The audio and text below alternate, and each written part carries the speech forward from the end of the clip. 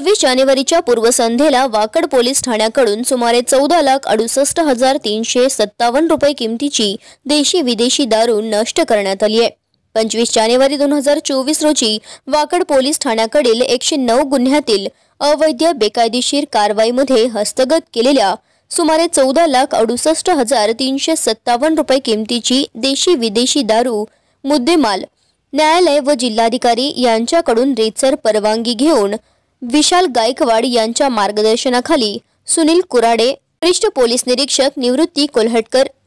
सह पोलीस निरीक्षक चौहान, मुद्देमाल निर्गतीचे कामकाज पाहणारे सह पोलीस उपनिरीक्षक आनंद मोरे, पोलीस अंमलदार पराग जंगम, रेखा धोत्रे, राम तळपे व तात्या शिंदे तसेच 2 पंचाचे उपस्थितीत जेसीबीच्या साह्याने खड्डा खोदून त्यामध्ये कायदेशीररित्या पंचनामा करून नष्ट करण्यात आली आहे। आपण पाहतात सतर्क भारत मार्शल टाइम्स पुणे।